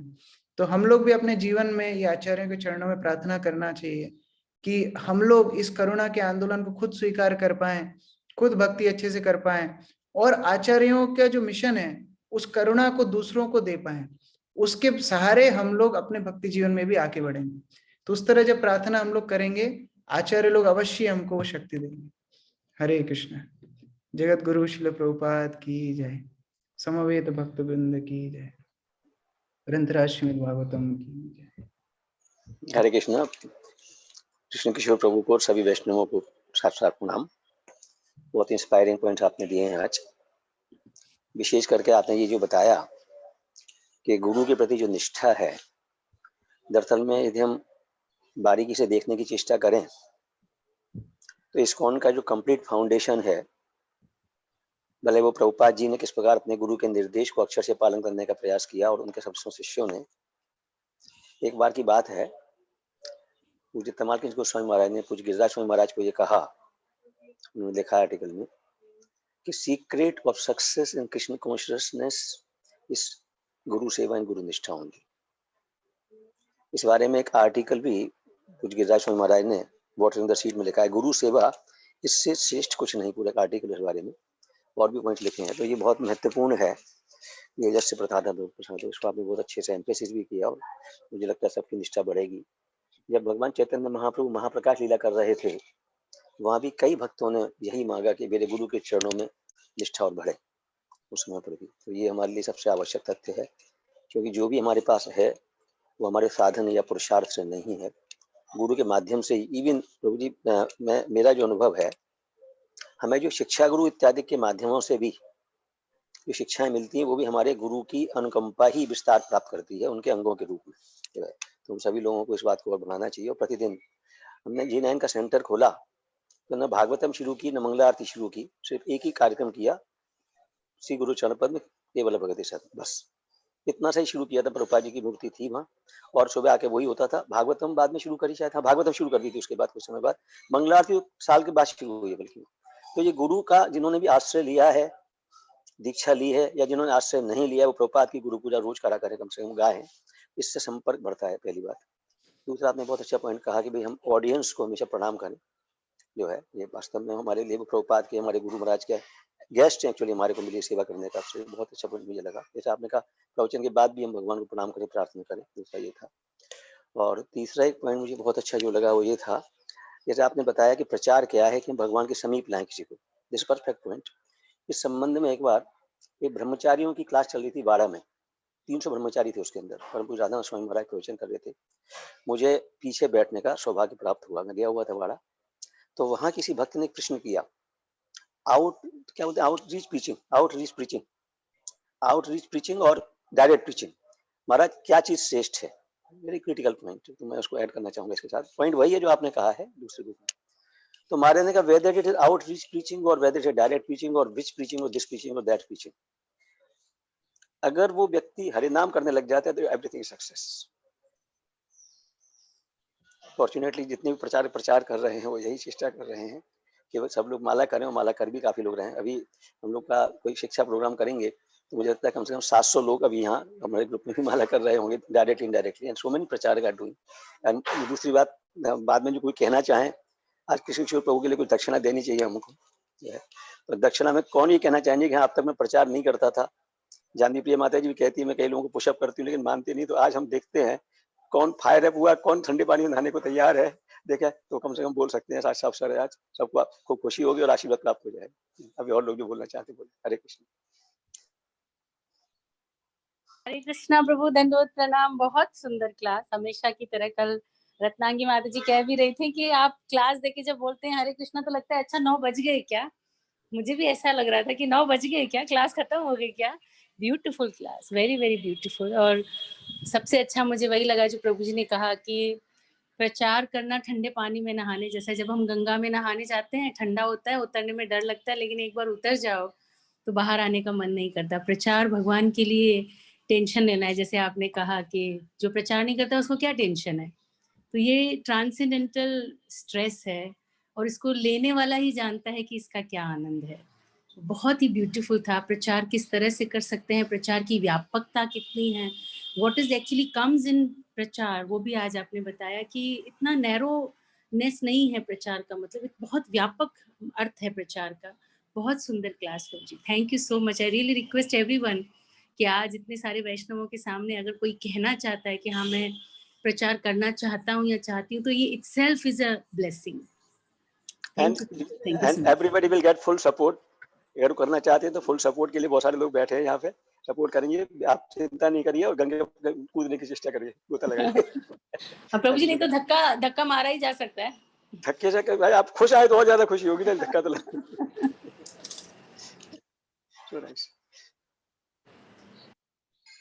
कृष्णा। यस प्रभु जी। हरे कृष्णा प्रभु जी। हरे कृष्णा। गौरांग प्रभु बोल रहे हाँ, हरे कृष्णा। ये थोड़ा मन में ना तृष्णा बाकी है, अभी पूरा नहीं हुआ। ऐसे लग रहा जैसे सामने प्लेट पूरी पूरी दी और उठा ली फिर पीछे से, मतलब पेट नहीं भरा अपना। अभी 3 दिन की क्लास हुई है लेकिन अभी बहुत ऐसा लग रहा है जैसे मतलब अधूरा रह गया। बहुत अभी और इच्छा है सुनने की। मतलब प्रभु जी उनके पास बहुत सारा है। आपकी बात सही है, हम इसको आगे बढ़ा सकते हैं। You are right. मेरी इच्छा है तो बहुत मत समझिए। मेरा तो अभी पेट नहीं भरा भाई। आपका लोगों का भर गया तो मेरा नहीं भरा। मेरे को भी बहुत भूख प्यास बाकी है अभी। मतलब एक से एक जो प्रभु जी के एग्जाम्पल हैं, प्रभु जी की स्टोरी, गोपाल खट गोस्वामी वाली स्टोरी जो प्रभु ने सुनाई, हरिवंश, तो उनके शिष्य का जो राधा रानी ने पान दिया, कितना मतलब कितनी सुंदर स्टोरी पहली बार सुनी हम लोगों ने। और एक सुखदेव गोस्वामी एक जगह पे गाय के धोने के समय के बराबर रुकते थे और उन्होंने परीक्षित महाराज को 7 दिन तक सुनाई। और एक सबसे अच्छा पॉइंट मेरे को जो लगा कि हम जब प्रचार करते हैं हम सोच रहे हैं कि मैं भक्त बना रहा हूँ। भक्त बनाने में 3:1 का अनुपात लगता है। हमारा परमात्मा, हम और सामने वाले के अंदर परमात्मा। जब 3 आदमी एक साइड हो जाएंगे तो सामने वाले को भक्त बनना ही बनना पड़ेगा। ये बहुत बढ़िया, मेरे को बहुत ही सांत्वना देने वाला और बहुत ही प्रोत्साहन देने वाला पॉइंट लगा। पॉइंट बहुत सारे हैं लेकिन मैं चाहता हूँ कि सब लोग पॉइंट बोलें। हरे कृष्ण भाई, बहुत बहुत धन्यवाद, बहुत बहुत धन्यवाद। मैं एक बीच में निवेदन करना चाहूंगा, भूल नहीं जाऊं इसलिए। देखिए ये जो क्लासेस हैं, आप लोग अलग अलग दिन भर बहुत सारी क्लासेस सुने ना, उसमें उतना लाभ नहीं है। जो लोग नोट्स बना रहे हैं वो तो बहुत अच्छी बात है, इन क्लासेस को 2-2 3-3 बार सुनिए। नोट्स बना रहे वो अच्छा है, बहुत खुशी की बात है, उससे भी मतलब रिवाइज हो जाता है। पर इन क्लासेस को जो अपने को स्पेशल लगती हो, अपने कहीं पे सेव कर लीजिए उसकी, आप उसको क्या नाम है, लिंक को कोई अपने पर फोल्डर बना के, और उनको फिर सुनिए आप, तो उसका रियलिश करेंगे और अंदर जाएगा बहुत ज्यादा। इतना करिए, ज्यादा क्लासेस सुन के लाभ नहीं। राजन प्रभु, मैं आपसे एक प्रश्न पूछ रहा हूँ कि जैसे चैतन्य महाप्रभु के पास आए, पहले साल पूछा वैष्णव की परिभाषा क्या है, वैष्णव कौन है। उसने कहा जो एक बार कृष्ण नाम ले वो वैष्णव है। दूसरे साल बताया कि जो हमेशा कृष्ण का नाम ले वो वैष्णव है। तीसरे साल परिभाषा बदल गई कि जिसको देखे कृष्ण की याद आ जाए तो वो वैष्णव है। जिसको देख के गुरु महाराज की याद आ जाए उसको क्या बोलेंगे? परम वैष्णव। परम वैष्णव। तो आप रेटिफाई करिए जरा सा, इसको रेटिफाई करिए, बात करिए जो आप इसको उत्तर दीजिए। इन्होंने मुझसे पूछा इसलिए मैंने उत्तर दे दिया। आपका क्या कहना है कृष्ण किशोर प्रभु? क्योंकि भगवान का स्मरण दर्शन करने से तो उतनी जल्दी लाभ नहीं जितनी जल्दी हमको ऐसे महान वैष्णवों का दर्शन करने से लाभ है। दर्शन पवित्र करो। यस, तो आप अपना उत्तर दीजिए ना कृष्ण किशोर प्रभु को देखने के बाद मेरे ख्याल से कोई भी बंदा ऐसा नहीं जिसको गुरु महाराज की याद ना आती हो। मेरे को तो 100% आती है। अंजना हमेशा ही कहती है कि ऐसे लगता है गुरु महाराज बचपन में, गुरु महाराज का बचपन का बाल लीला शुरू हो गई है। ऐसे लगते गुरु महाराज बचपन में ऐसे लगते होंगे। तो मतलब ये इनको देखे गुरु महाराज की याद आती है, तो मतलब ये परम वैष्णव, बाकी परम वैष्णव है। आप इसकी जगह हम लोग जब न्यूयॉर्क गए थे तो हिप्पियों को देखा था, तो हिप्पियों को देख के ही प्रभुपाद की याद आई थी। ऐसे लोगों को प्रभुपाद ने उद्धार कर दिया। जय हो। लेकिन आप हिप्पी नहीं, आप हैप्पी हो, आप हिप्पी नहीं हो, हैप्पी हो। यस कविता माता जी। हरे कृष्णा प्रभु जी, दंडवत प्रणाम। और प्रभु जी बहुत सुंदर क्लास, आपकी क्लास जो डायरेक्ट इतनी सिंपल और इजीली अंदर जाती है बहुत अच्छे से। एंड आज आपने जो पॉइंट बोला था ठंडे पानी में उतरना, वो स्पेशली मेरे लिए ही है कि प्रभु जी मुझे बार बार बोल रहे हैं कि आप प्रीचिंग स्टार्ट करो, बहुत मुझे इंस्पायर भी कर रहे हैं। And I have to do that. तो वो आज मैं प्रण लेती थी, I will start preaching, I will start doing preaching. जैसे आपने बोला कि एक बार पानी में उतरना उसके बाद फिर डर नहीं लगेगा, आई होप दैट कि वैसा ही हो। Thank you so much. और आपने जो बोला कि अगर प्रीचिंग नहीं करते हैं तो हम डायरेक्टली इनडायरेक्टली अहिंसा कर रहे हैं। हिंसा कर तो रहे हैं, हिंसा कर रहे हैं। हाँ हिंसा कर रहे हैं। तो वही वो बहुत अच्छा लगा कि हाँ हमें पता है और फिर भी हम नहीं कर रहे प्रीचिंग। तो yes we have to do it. तो I will take the initiative. Thank you so much. प्रभु जी आपका काम तो हो गया। एक से नहीं होगा, एक से नहीं होगा, दक्षिणा ज्यादा चाहिए भाई, आपने बहुत मेहनत करी है। आने दो अभी, औरों को चिंता मत करो, झोली भर जाएगी। और भी आ रहे हैं, बोलिए माता जी। हरे कृष्णा प्रभु जी, दंडवत प्रणाम। प्रभु जी मैं भी ठंडे पानी में अब जाऊंगी और मैं भी अब प्रीचिंग मतलब इसके लिए मेहनत भी करूंगी, और जो भी हमें आप सिखाया है, आपने बताया है, उन सबको फॉलो करके और ये विश्वास करके कि ना भी मैं भी कर सकूंगी। नहीं तो थोड़ा कॉन्फिडेंस नहीं रहता था कि हम कर पाएंगे और हमसे भी कोई भक्त बन पाएगा, ऐसा कॉन्फिडेंस नहीं रहता था थोड़ा। तो अब आपकी कृपा से और वो हो सकेगा तो मैं जरूर पूरा अपना पूरा प्रयास करूंगी। हरे कृष्णा। यस किरण माता जी। हरे कृष्णा प्रभु जी, दंडवत प्रणाम प्रभु जी। प्रभु जी जैसे कि प्रीचिंग के लिए आपने बताया कि प्रीचिंग करना चाहिए हम सब भक्तों को। तो जैसे कि मेरे फैमिली में बहुत ज्यादा इस्कॉन के सब एंटिक में है, ठीक है। तो मैं प्रीचिंग करती भी हूँ प्रभु जी, छुप के करती हूँ, लेकिन वो उसमें वो डर बहुत बना रहता है कि कभी घर वालों को पता चल जाएगा तो क्या होगा मेरा। तो इसके लिए मैं बहुत आगे बढ़ नहीं पा रही हूँ प्रभु जी। तो उसमें मेरे को क्या करना चाहिए? और मेरे को फैमिली सपोर्ट भी कुछ नहीं है प्रभु जी। तो आप इसका कुछ मार्गदर्शन मेरे को दीजिए कि मैं मतलब निडर होके भक्ति कर सकूं और प्रीचिंग कर सकूं। एक्चुअली फैमिली सपोर्ट तो अधिकांश भक्तों का ही मिला ही नहीं। पांडवों को फैमिली सपोर्ट मिला नहीं, रूप सनातन काजी के पास रहते थे, उनको कोई सपोर्ट मिला नहीं, प्रहलाद को फैमिली सपोर्ट मिला नहीं, ध्रुव को फैमिली सपोर्ट मिला नहीं। लेकिन सभी लोग अपनी भक्ति भी कर पाए और प्रचार में भी आगे बढ़ पाए। तो भगवान केवल हमारे Krishna sees the sincerity of our intention. वो हमारी जो भावना है वो कितनी गंभीर है वो भगवान देखते हैं। और प्रभुपाद अपने सॉन्ग में मार्किने भगवत धर्म में कृष्ण को कौतुकी बुलाते हैं। कौतुकी का एक अर्थ होता है मैजिशियन। मैजिशियन जादूगर जो होता है ना, वो किसी भी जगह से कुछ प्रकट कर देता है, जैसे टोपी में से खरगोश निकाल देता है और आदमी को गायब कर देता है। तो ऐसा भी तो मैजिशियन क्या करता है, किसी भी चीज को गायब करने की सक्षमता रखता है और किसी भी चीज को प्रकट करने की सक्षमता रखता है। तो कृष्ण उसी तरह मैजिशियन है। वो हमारी ये प्रॉब्लम्स, फैमिली प्रॉब्लम्स, ये सब लोग कब गायब कर देंगे हमको पता नहीं पड़ेगा, और कब वो हमारे अंदर इतनी फेवरेबल सिचुएशंस क्रिएट कर देंगे हमको पता नहीं पड़ेगा। He is just wanting to see our sincerity, कि हमारी सिंसियरिटी कितनी, हमारी गंभीरता कितनी है। तो हम लोग जितना थोड़ा बहुत भी प्रचार कर पा रहे हैं, हम लोग को कृतज्ञता से भगवान के पास प्रार्थना करनी चाहिए कि आप मुझे इतना मौका दे रहे हैं, और भगवान उसको आगे बढ़ाएंगे, भगवान उसकी सिचुएशन फेवरेबल कर देंगे। प्रभुपाद को फैमिली से कोई सपोर्ट नहीं मिला, लेकिन प्रभुपाद ने पूरी दुनिया में प्रचार कर दिया। तो उससे बड़ा उदाहरण और क्या होगा हमारे सामने। हमको केवल उस तरह सिंसियरिटी रख के आगे बढ़ना है, भगवान सब अरेंजमेंट करेंगे। ठीक है प्रभु जी, थैंक यू प्रभु जी। हरे कृष्णा प्रभु जी, दंडवत प्रणाम। हरे बोल, हरे कृष्ण। हरे कृष्णा प्रभु जी। मंजूरा राधिका माता जी बोलिए प्लीज। हाँ बोल रही हूँ प्रभु जी, जैसे मैं प्रचार में बहुत ज्यादा पढ़ाने उड़ाने नहीं सकती हूँ, सिर्फ माला तक ही कर पाती हूँ लोगों को। जैसे फैमिली वाले लोग हैं, सब हैं, तो जैसे 2 माला, कोई 4 माला, 3-4 लोग 16 माला कर रहे हैं, तो और आगे बढ़ने के लिए मेरे को क्या करना चाहिए? हरे कृष्णा। हरे कृष्णा। राधा चरण प्रभु इसका आंसर दे सकते हैं। इसमें नहीं माता जी, बहुत अच्छी प्रचार है कि बड़ी शुद्ध भावना है और जानवी प्रिया माता जी से गाइडेंस लेती हैं। आप जानवी प्रिया माता जी डिस्कस करिए, किसी और एक प्रचारक को आपके साथ रख देंगे, वो तो दोनों मिलकर करोगी तो बहुत अच्छी, मतलब आप लोगों को एक पूरक बन नहीं, जाएगा टीम आपकी। जैसे और बाहर के फैमिली वाले मेंबर लोग हैं, वही लोग को, जैसे मैं फिर आजकल तो क्या करती हूँ, यूट्यूब से निकाल निकाल के जो अच्छा लगता है वो भेजते रहती हूँ। जैसे उनको गीता क्लास में जोड़िए ना, जो जूम पे चल रही है, तो उनको लाभ बड़े जोड़ेंगे तो थोड़ा और बड़े लोग है ना, बड़े लोग उतना इतना जूम नहीं पे कर जुड़ सकते पाते हैं हैं। ना, जूम पे जुड़ हाँ, सकते हैं पहली बात। और बाद में हाँ, डिस्कस कर लीजिए, कोई और प्रचारक आपके साथ जोड़ देंगी, मतलब माता जी, तो उस प्रकार से हाँ, करेंगे तब। और पहली बात, दूसरी बात ये समझ लीजिए, ये भावना निकाल दीजिए कि खाली माला कर रहे हैं, माला ही तो करनी है अल्टीमेटली। तो जो माला कर रहे हैं वो आगे खींचेगी उनको अपने आप ही। हाँ, इस विश्वास के साथ आगे बढ़िए। हाँ, वही सब ठीक है चीज़। प्रभु, दंडवत थैंक प्रणाम। यू। जय रघुनाथ प्रभु। हरे कृष्णा। सभी भक्तों को दंडवत प्रणाम। कृष्ण किशोर प्रभु जी की दंडवत प्रणाम। प्रभु जी, कल मैं एक भक्त से बात कर रहा था। एक हमारा छोटा सा प्रचार चलता है जिसमें 15-20 लोग हैं। उनमें से एक नए भक्त थे, उनको मैंने पूछा, वो आपकी क्लास में सुन रहे हैं continue.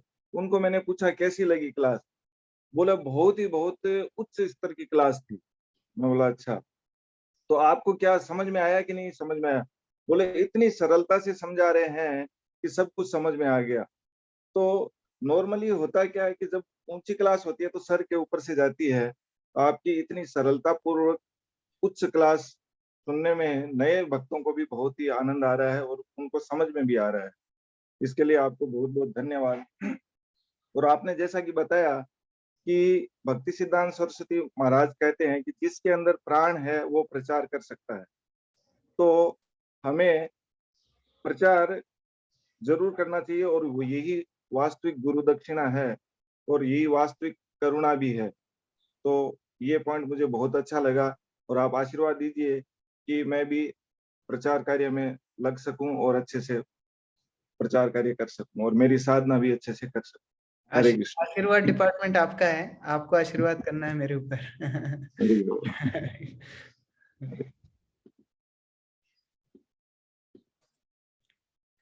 Hare Krishna, Prabhuji, Dandavat Pranam. Prabhuji, thank you so much. I can't thank you enough for today's class. क्योंकि मुझे जेन्युइनली यही लगता था कि मैं प्रचार अभी नहीं कर सकती क्योंकि मेरी रीडिंग हियरिंग स्ट्रांग नहीं है। तो पहले मैं रीडिंग हियरिंग स्ट्रांग करूंगी एंड फिर आई will start preaching if I feel I am capable.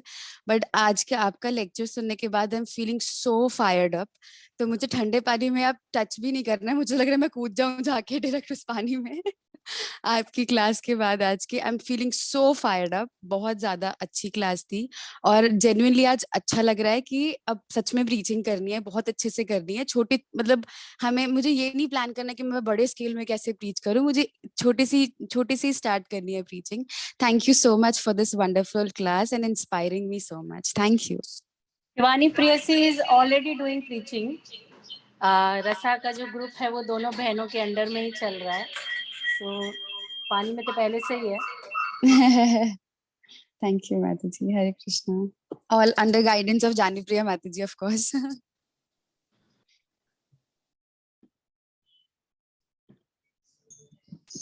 हरे कृष्णा प्रभु जी, दंडवत प्रणाम। हरे कृष्णा प्रभु जी, आपकी क्लासेस इतनी इंस्पायरिंग है कि ऐसा लगता है कि एवरीडे हम उनको सुने, क्योंकि गुरु महाराज के मूड को हम और अच्छे से समझ पा रहे हैं। और आपने जैसे प्रचार का बताया कि किस तरह से हमें भगवान के साथ में उसको कनेक्ट कर सकते हैं हम लोगों को, प्रचार का मतलब ही यही होता है। तो मैंने देखा है कि इन दिनों मतलब जैसे हमारी कमी की वजह से हम लोगों को ला नहीं पा रहे हैं, क्योंकि हमारी जो अनर्थाज हैं या जो भी हमारी कमियां हैं, हम आगे नहीं बढ़ पा रहे हैं। लेकिन हमें ऐसा लगता है कि प्रचार करना है, क्योंकि लोगों को भगवान के करीब और लाना है। क्योंकि बहुत जगह बहुत सारे प्रचार हो रहे हैं जहाँ पे लोग और भी भगवान से दूर जा रहे हैं, भगवान के नजदीक नहीं आ रहे हैं। तो ये हमारी कमी है कि हम लोग बहुत पीछे हो गए हैं। तो आप मतलब मुझे भी और इतने सारे सीनियर्स बैठे हैं तो आशीर्वाद दीजिए ताकि मैं और भी अच्छे से भगवान के नाम का प्रचार कर पाऊं और लोगों को भगवान के करीब लेके आऊं। मैं एक चीज जोड़ना चाह रहा हूँ प्लीज। देखिए बहुत सिंपल सीक्रेट एंड फॉर्मूला देता हूँ। जो भी डिवोटी जिस किसी भी प्रीचर या केयर टेकर के अंडर में है, ये विधाता का विधान होगा, भगवान की कोई योजना होगी, आपने चुना होगा और सही व्यक्ति को ही चुना है आपने, सभी अच्छा शुद्ध भावना प्रचार कर रहे हैं। सिर्फ एक ही सूत्र पकड़ लीजिए बस। अगर आपके प्रचारक ने ये कहा है, आपके केयर टेकर ने कहा है कि करिए, आप भरसक चेष्टा करें वो करिए, चाहे सफल हो या असफल हो।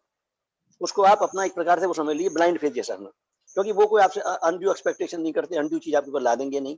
जितना आप कर सकते हैं उतना ही कहेंगे। अगर सिर्फ इतना सूत्र पकड़ लें कि जो आपका प्रीचर है या जो आपका केयर टेकर है, और उन्होंने कुछ कहा है आपको नहीं कर, मैंने प्रशांत मत बात की थी इस संबंध में, जैसे गुरु कोई आदेश देते हैं हम नहीं कर पाते, हमको करना चाहिए, फिर नहीं कर पाए तो उनसे डिस्कस करिए कि मेरे को ये दिक्कत आ रही है, हेल्प करिए। आप देखिए क्या गजब हो जाएगा, गजब हो जाएगा बंदे। सभी लोग ऐसा करिए please. Hare Krishna. Thank you. Hare Krishna. Hare Krishna प्रभु जी, दंडवत प्रणाम। प्रभु जी क्लास तो हमेशा बहुत अच्छी थी, लेकिन एक बात जो सही है, गौरांग प्रभु जी से कहा है कि एक्चुअल में गुरु महाराज से हम लोग भी बहुत मिलते थे, अक्सर मिलते भी थे, क्लास भी सुनते थे, लेकिन गुरु महाराज का जो मूड था ना, वो जब हम लोगों से मिले तो गुरु महाराज जी लगता था कि हम लोगों के स्तर पे आके बात करते थे। उनका ओरिजिनल मूड जो है वो कृष्ण प्रभु या बड़े बड़े भक्त जैसे भक्ति प्रेम महाराज, स्वामी महाराज हैं या और भी लोग वही समझते थे। तो इनको अगर हम समझेंगे और सुनेंगे तो गुरु महाराज का ओरिजिनल मूड समझ में हमको आएगा कि वो चाहते क्या थे। हम लोगों को देख करके हम लोग सेवा बता देते थे, ये करो वो करो, जबकि हमारे स्तर की बताते थे।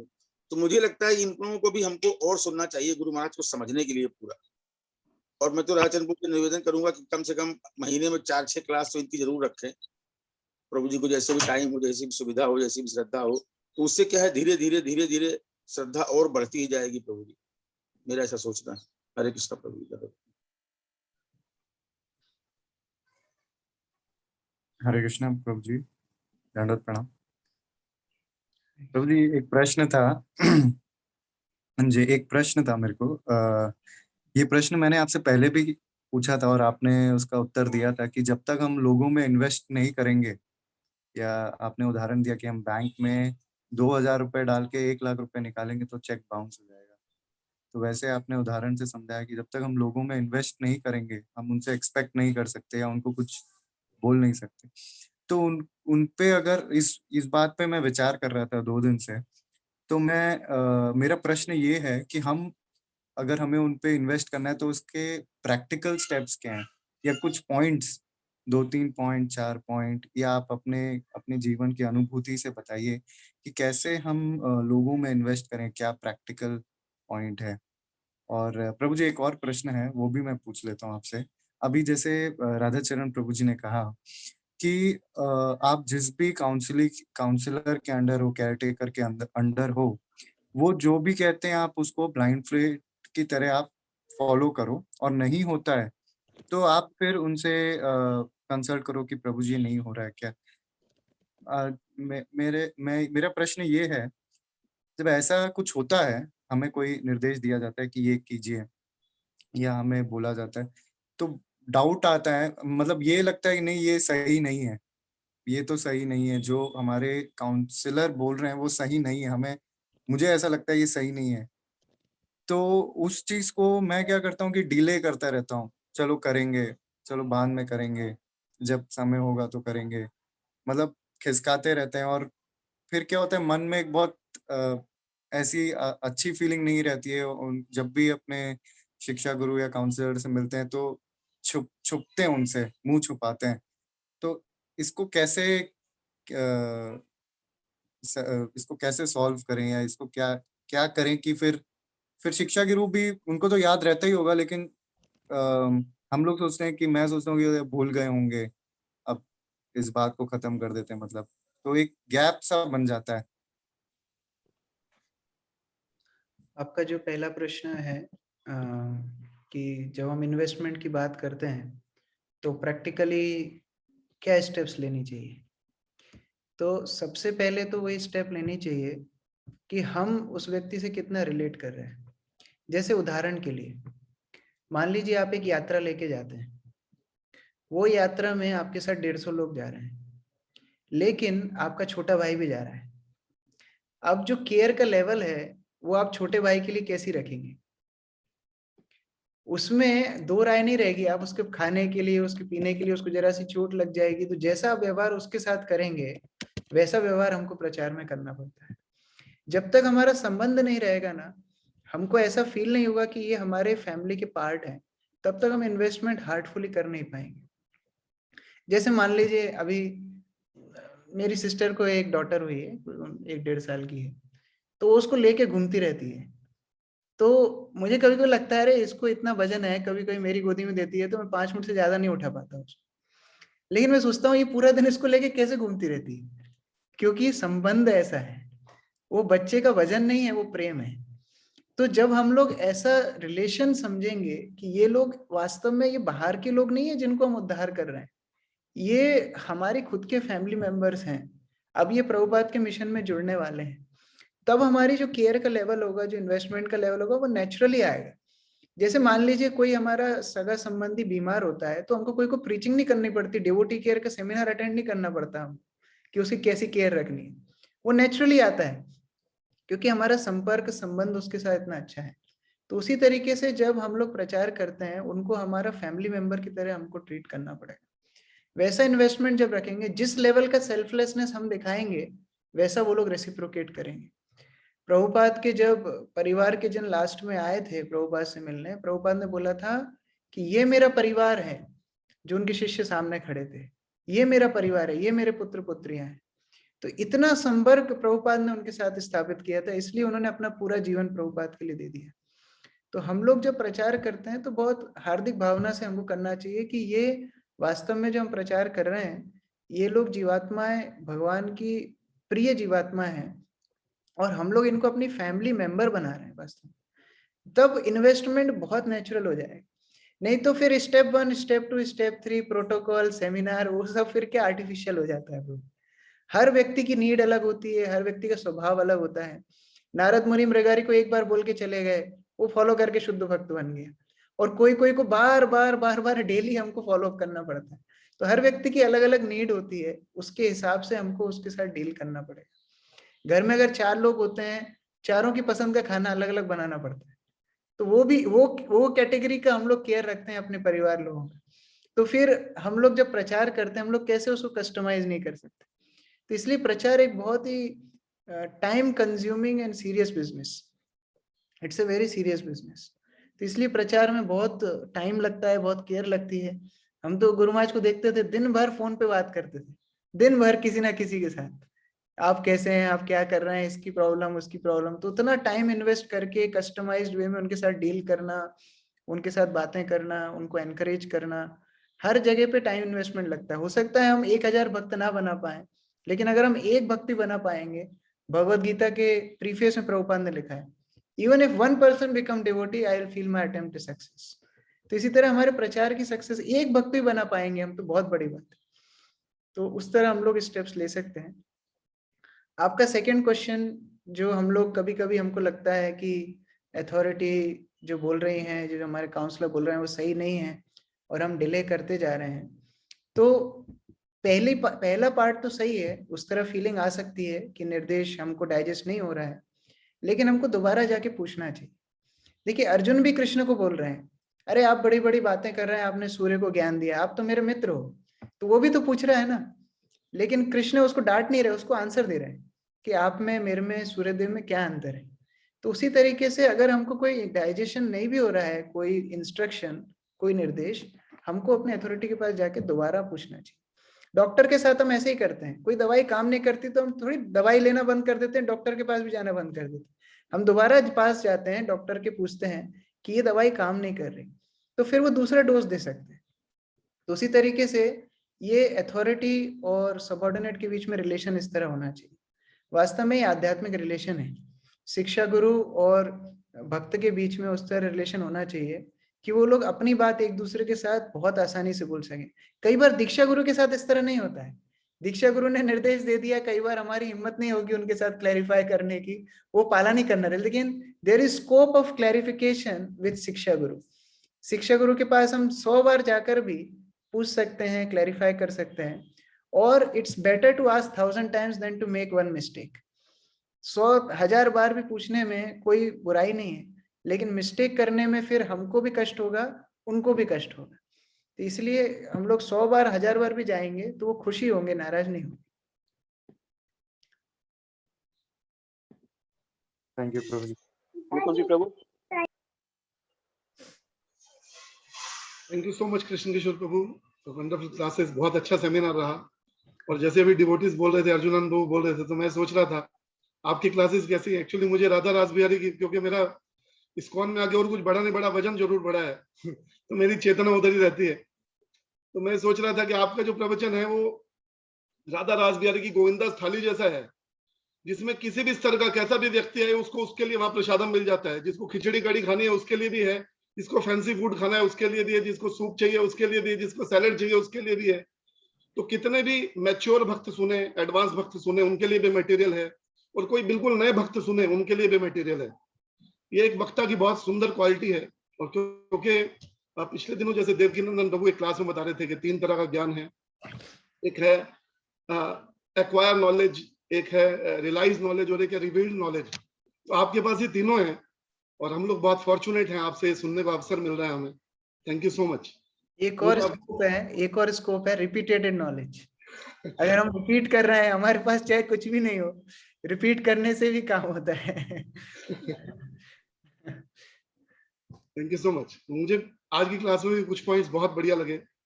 जैसे आप बता रहे थे कि यदि हम खुद बॉडी और सोल कॉन्सेप्ट से बाहर नहीं आए हैं, हम उसी में हैं, तो हम डिवोटीज को अमीर गरीब, मोटा पतला, गायक वक्ता इसी तरह से देखेंगे हमारी, क्योंकि हमारी दृष्टि वो उसी तरह जाएगी।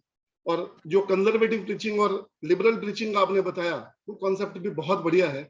एक्चुअली हम लोग इसमें फंसे रहते हैं, हम दूसरों को उस तरह से देख ही नहीं पाते जिस तरह से हमें देखना चाहिए। बहुत सुंदर। और जो गुरु महाराज का आपने बताया कि अवर साधना is 50% and other 50% is preaching, ये जो कॉन्सेप्ट्स आप दे रहे हो, रियली कृष्ण किशोर प्रभु, जैसे डिवोटीज बोल रहे हैं कि गौरांगी प्रभु बोल रहे थे कि अभी पेट भरा नहीं है, तो ये पेट तो कभी भरने वाला नहीं है, लेकिन ये बार बार प्रसादम मिलता रहेगा तो एक संतुष्टि जरूर रहेगी सबको।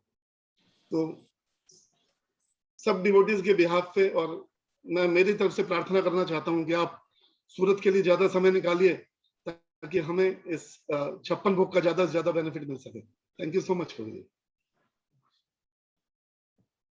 इस्कॉन बेसु, बहुत सुंदर। इस्कॉन बेसु। हरे कृष्णा प्रभु जी, दंडवत प्रणाम। जैसा अभी मुकुंद प्रिय प्रभु जी ने बताया, सभी लोग बता रहे हैं कि आपकी क्लासेज इतनी अच्छी होती है, और मैं तो आपको लगभग भक्ति में आया हूँ, तब से देख रहा हूँ, मेरी भक्ति में आया, आप तो उसके बहुत पहले से थे। तो मैं आपके कंसेप्ट देखता हूँ प्रभु जी के, इतने क्लियर है और इतने सरल तरीके से आप अपने, जैसे मैं एक कृष्ण किशोर प्रभु से मेरी एक बार चर्चा हुई थी, जब वो गुरु महाराज की सेवा कर रहे थे कंटिन्यू, तो वो अपने फ्रेंड लोगों के साथ मिलते, जो उनके साथ वाले भक्त हैं, तो उनसे वैसे ही मजाक, वैसा ही सब, उसके कंधे पे हाथ रखना, ये सब चीजें करते हैं। वो मुझे बता रहे थे कि वो ऐसा इसलिए करते हैं कि उनको ये नहीं लगे कि मैं कुछ अलग हो गया, नहीं तो फिर क्या होगा, मेरा उनके साथ रिलेशन खत्म हो जाएगा। मतलब वो उनको प्रचार गुरु महाराज की सेवा करते करते भी कर रहे थे, जिन लोगों को वो भक्ति में लाए हैं। जैसे भक्ति प्रेम महाराज बताते हैं कृष्ण किशोर प्रभु के लिए कि लोगों को मंदिर लाना पड़ता था, कृष्ण किशोर प्रभु को, उनके पेरेंट्स को बोलना पड़ता था कि तुमको ज्यादा मंदिर नहीं जाना है, इनकी स्थिति ये थी, उनको रोकना पड़ता था। तो उन्होंने अपनी पूरी स्टडी सब कुछ बहुत अच्छे से किया, और उसके बाद हम लोग देखते हैं कि कैसे उन्होंने गुरु महाराज की सेवा की। आज की क्लास से अगर मैं देखूं तो प्रभु जी के 2 पॉइंट मुझे बहुत अच्छे लगे, जो मैं स्पेशली अप्लाई करना चाहता हूँ।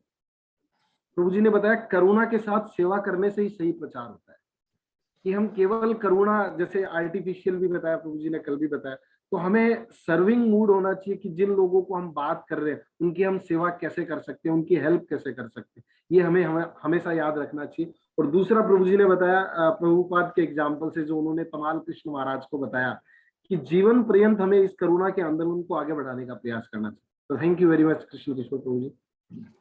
मधुर राधिका माता जी, जुगल प्रेम प्रभु अगर उपस्थित है तो। हरे कृष्णा प्रभु जी, दंडवत प्रणाम। कृष्ण किशोर प्रभु जी, को बहुत बहुत थैंक्स कि इतनी सुंदर क्लासेस दी है प्रभु जी। और मन में बहुत डर था, तो डर मैं ऐसे नहीं बोलूंगी कि मैं दूर तो कर पाई हूँ, लेकिन कोशिश जरूर करूंगी प्रभु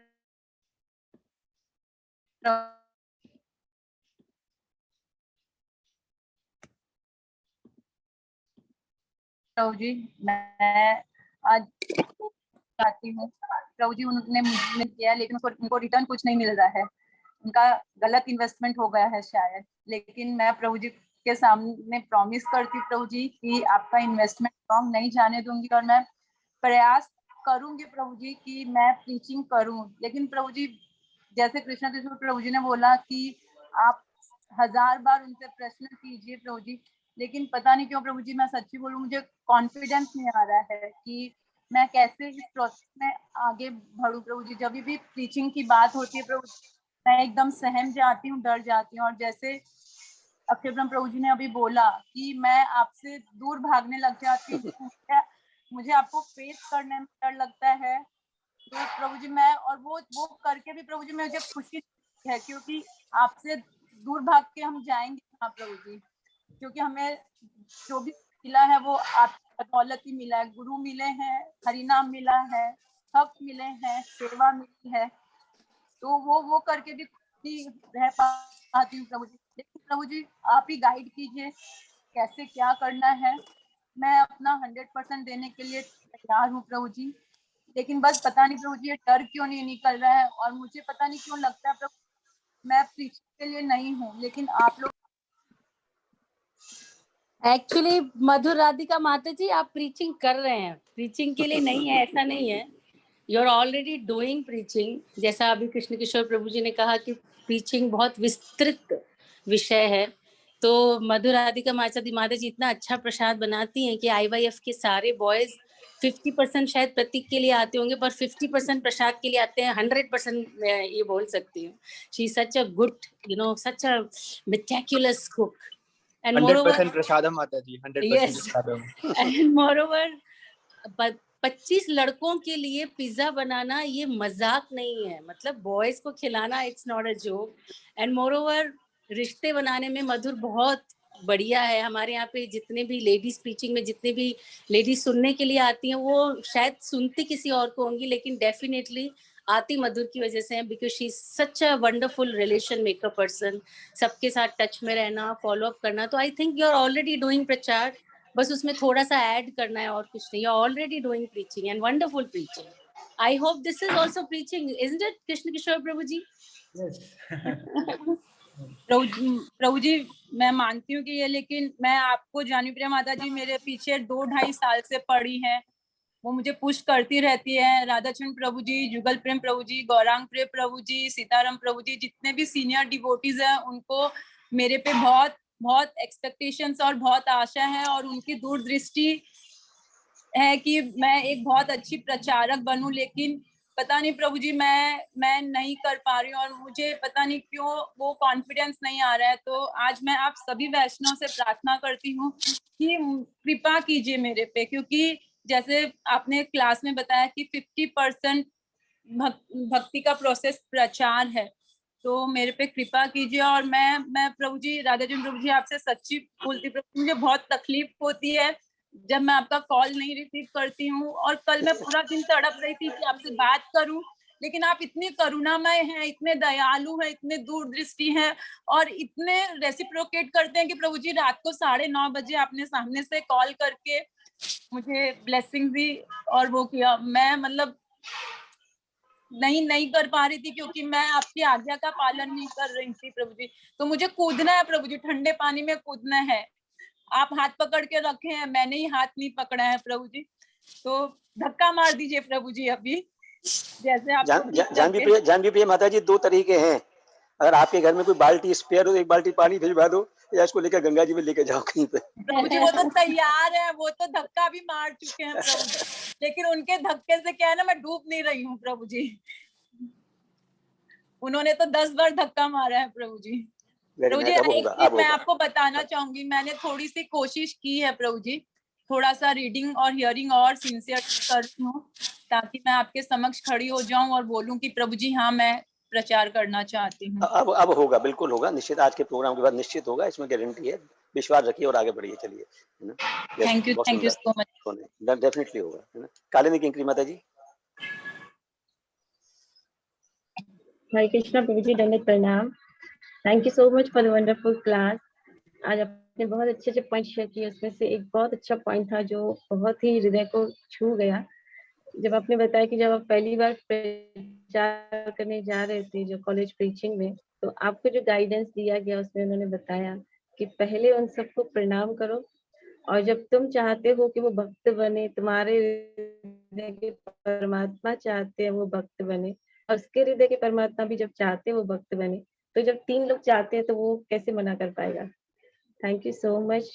बहुत अच्छा टचिंग क्लास था, और I am feeling very blessed के गुरुदेव की कृपा है कि हम प्रचार कर पा रहे हैं, थोड़ा बहुत जो भी कर रहे हैं, लेकिन अब जो है वो उसको इंक्रीज करना है, बढ़ाना है। तो I need your blessings, please bless me कि हम इसको बढ़ा सकें। और thank you so much. Hare Krishna. कल कालिंदी किंकरी माता जी जुगल प्रेम से 2 नए सेल चालू किए हैं, कोई नए भक्तों को एंगेज करके पीछे में कोई प्लच, इनके लिए भी हम विशेष प्रार्थना करते हैं कि ऐसे करते रहें। Thank you brother, thank you so much. Hare Krishna प्रभु जी, दंडवत प्रणाम। प्रभु जी ऑलवेज क्लास बहुत इंस्पायरिंग है, और सभी लोगों ने बोला कि जैसे आपसे सुनते हैं तो गुरु महाराज क्या याद आ जाती है, उनके दर्शन आपके माध्यम से हो पाते हैं।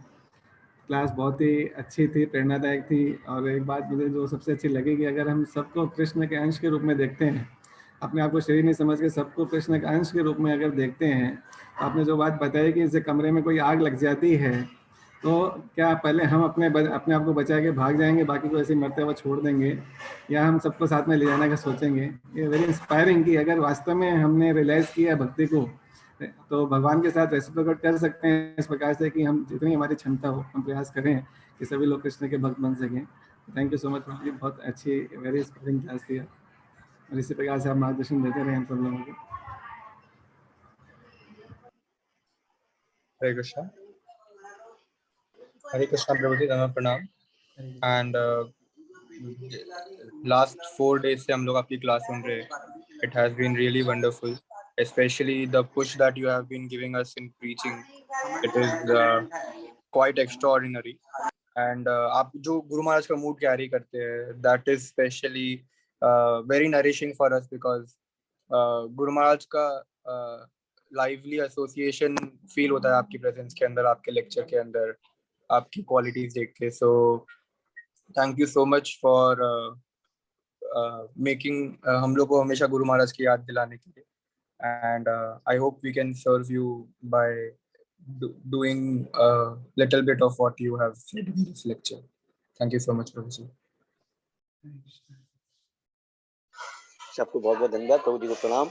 और आगे भी प्रभु जी कार्यक्रम हम लोग आयोजित करने वाले हैं, जैसा आप सब लोग चाहते ही हैं, ऐसा शेड्यूल रख रहे हैं। ब्रिजेंद्र कृष्ण प्रभु भी आने वाले हैं, भक्ति प्रेम स्वामी महाराज का भी सेमिनार। तो हमने नक्की किया है सिंगल डे लेक्चर नहीं कराएंगे, टर्न भले महीने में आए या 2 महीने में आए, 3 दिन का प्रोग्राम ही रखेंगे, तो एक अलग ही प्रस्तुतिकरण और रेसिप्लिकेशन होता है।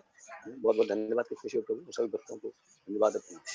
वाञ्छाकल्पतरुभ्यश्च कृपासिन्धुभ्य एव च पतितानां पावनेभ्यो वैष्णवेभ्यो नमो नमः। वैष्णववृंद की, श्री गोपाल की, कृष्ण किशोर प्रभु की, गौर प्रेमानंदे।